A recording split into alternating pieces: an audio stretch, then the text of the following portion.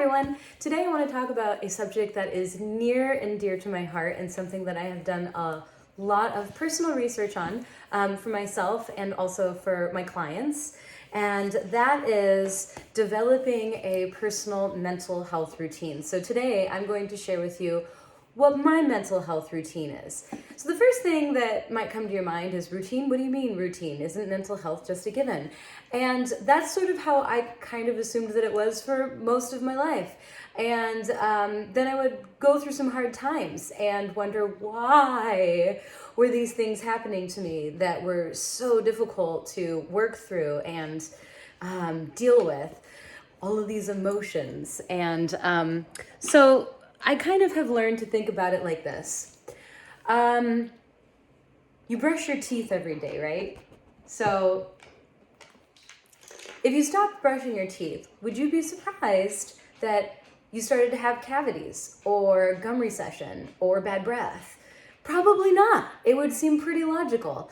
And so I have come to view my mental health in much of the same way as I do every other aspect of my health. So when I stop exercising or stop doing a certain kind of exercise, I get weaker in that area.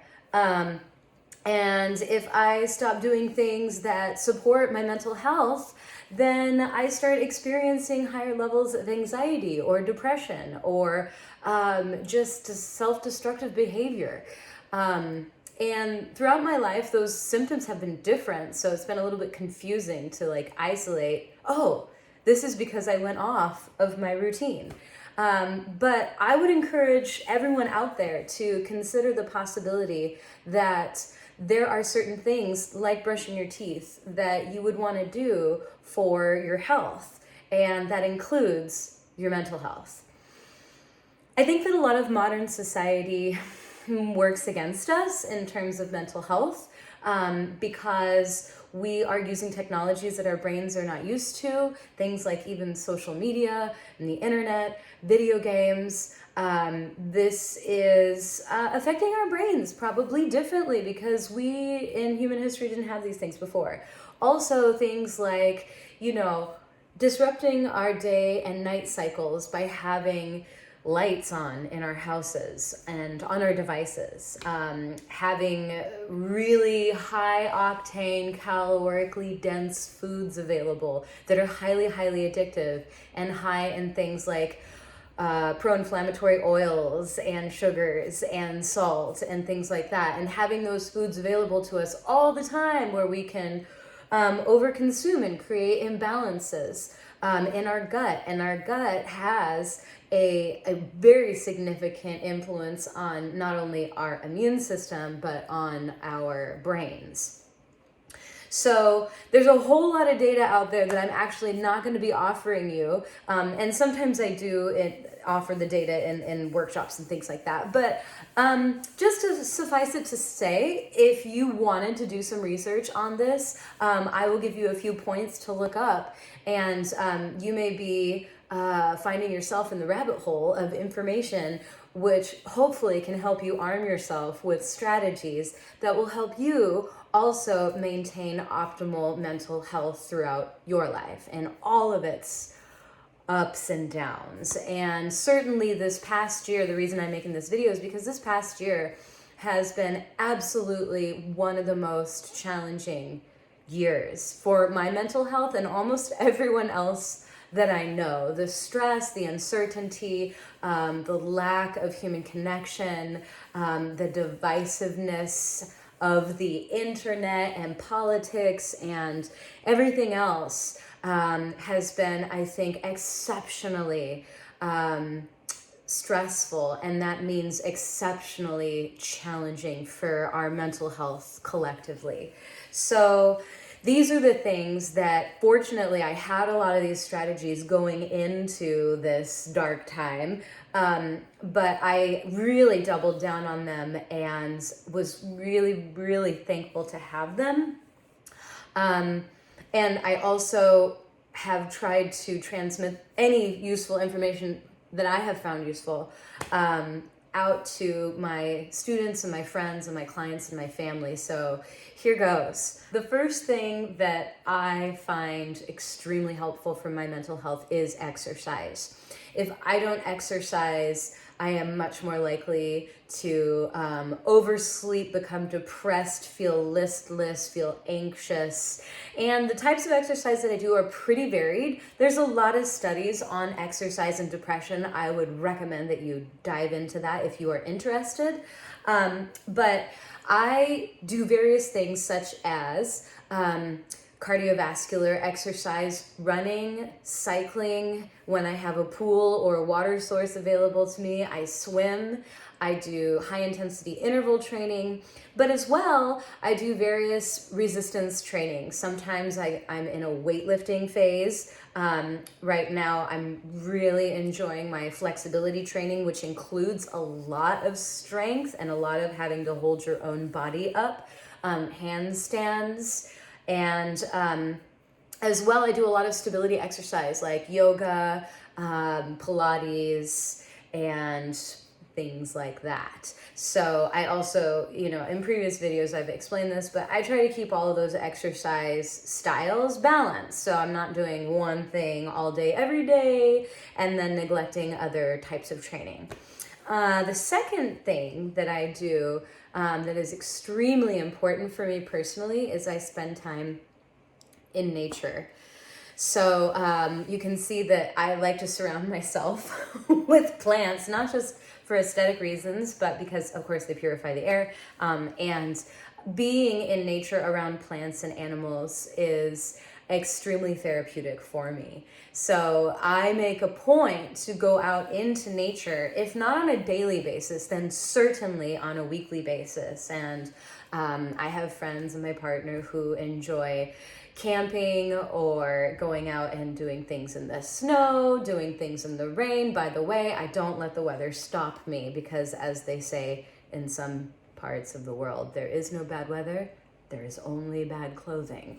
So yes, spending time in nature is huge. I also garden, and that has been very cathartic, very therapeutic for me. Watching things grow from nothing, just a little tiny seed and some water and soil is absolutely amazing and light. So yes.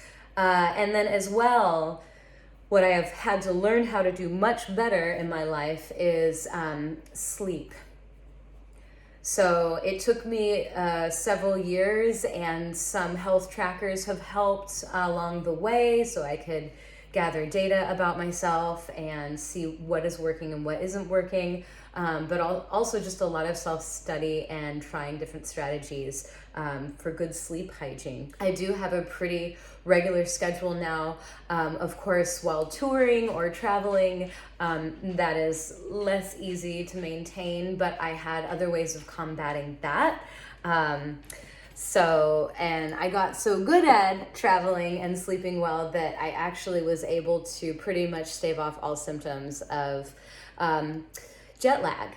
And so, but again, that was through various strategies and sleep hygiene methodologies. So, for example, I try not to do anything stimulating past 8 o'clock at night.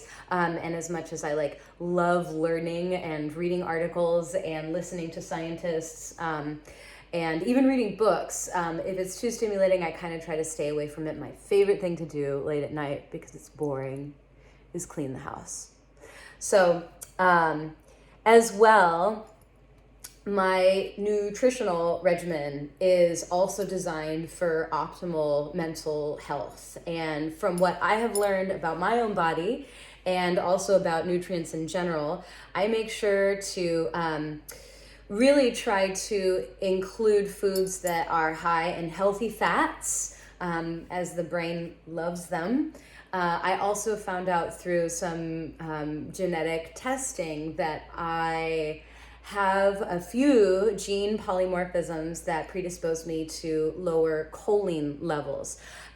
So choline also helps you have better REM sleep, and REM sleep helps you have better cognition, mood, and also protects you against degenerative brain diseases such as Alzheimer's, dementia, Parkinson's, and things like that. So I guess this would be a good enough time as any to mention that animals are a big part of also my mental health routine. I love my animals. They are extremely, yeah, this is my best friend. And but I also love, having chickens, and we hope to obtain a few more critters on our small farm. So being close to nature and being close to my food sources has also been part of my health and mental health routine as well, because it stresses me out to think I'm eating something unhealthy or I'm consuming something that's actually detrimental for the environment. So also finding ways of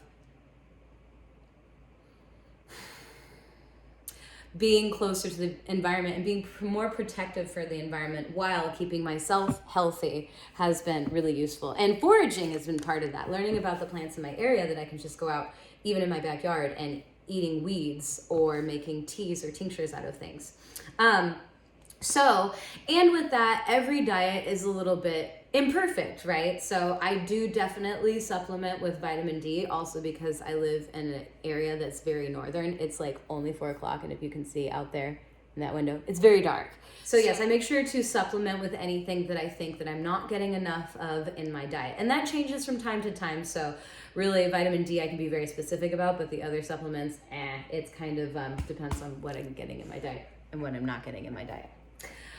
Fasting has been really helpful for me, and it's not for everybody, but intermittent and prolonged fasting has been really, really helpful. I have noticed brain boosts. I have noticed mood boosts from doing this hormetic stressor. So hormesis is basically stressing out the body in a way that makes it stronger and healthier, and actually kind of helps to flip on longevity genes. So I practice intermittent fasting. I usually do a fast of somewhere between 16 to 20 hours every day.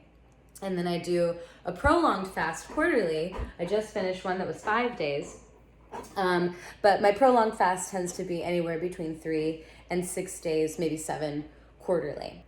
Daily meditation, I cannot speak highly enough about, and I don't think there's any wrong way to meditate, but I do a couple different methods. Sometimes I just count my breaths over and over.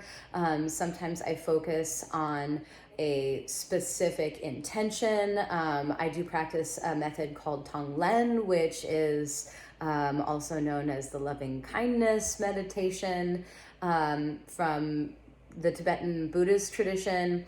And it's not long, and sometimes it's really not consistent, but typically I like to meditate for no less than 15 minutes once or twice a day, and sometimes it's longer, like 20 or 30 minutes once or twice a day.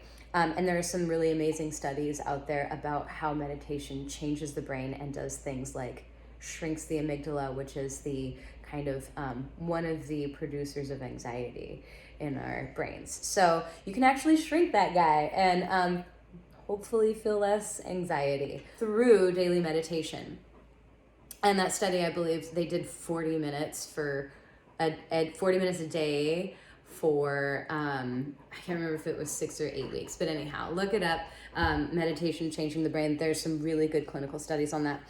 As well, thought reprogramming, and this kind of goes more into the mindfulness aspect of things, and that is understanding that you are not your thoughts and you are not your emotions, although you have thoughts and you have emotions. Understanding that your fears are natural, your anxieties are natural, all of these feelings that come up, but they change all the time. And you don't have to give voice, you don't have to give attention to a negative thought, whatever that be. So sometimes we think really negatively of ourselves, sometimes we think really negatively of others or the world around us, and can be quite unhealthy. And there may be other ways of processing those thoughts, and even proactively doing things about stuff that you are concerned about, instead of just getting on the hamster wheel in your brain. You know what I'm talking about. I know you do. The last kind of mindfulness piece that I practice is I try to do a daily breath practice. I'm currently into the Wim Hof method. I think it's pretty cool. It's an 11-minute practice if you want to look it up on the Tubes of You. And It's a practice where you do about 30 breaths, and then you do a long breath hold of anywhere between like 1 minute to maybe 2 minutes. But those long breath holds have been a wonderful challenge for me, and really make all of those like scary anxiety feelings come up so I can practice dealing with them in a controlled environment. Heat and cold stress, I'm a big fan of. Currently in my living situation, I do not have an opportunity to do really great heat stress. I don't have a bathtub or a hot tub or a sauna. And so I have, again, in the spirit of Wim Hof, been doing cold exposure therapy where I take a cold shower. I also do contrast showers sometimes. If you follow Dr. Schwelt on medcram.com, he talks about how contrast showers, hot and then cold and then hot and then cold, I think about 3 rounds, can be really, really robustly beneficial for the immune system. So anyhow, last but not least, come on, sit down. Maintaining healthy relationships and creating a community. I am a very, very lucky person in that I get to work with people, and I get to work with really cool people, and I get to help people. But there is also a lot of data showing, if you check out The Geography of Happiness, which is an interesting book, it's pretty clear that humans really benefit from helping others. So I do that by being part of nonprofits and volunteering. I also do that through entertainment. I also do that through my job, where I get to help people with like the aches and pains in their bodies, or like, you know, troubleshooting lifestyle design, and it's just hugely beneficial, and even helping people create things, making art. That's a big part of my routine as well. I am a person that feels pretty compulsively creative. And so when I create, I get into this flow state, as it's sometimes called, whether it's making a costume or making a dance or painting or creating a song on the guitar, making a dance with a whole bunch of other people. Then you get the community aspect of it too. Or currently I'm in a musical where I get to be a character, and also am working with other actors and my directors. And it's just hugely rewarding to be in positive relationships that feed us, you know.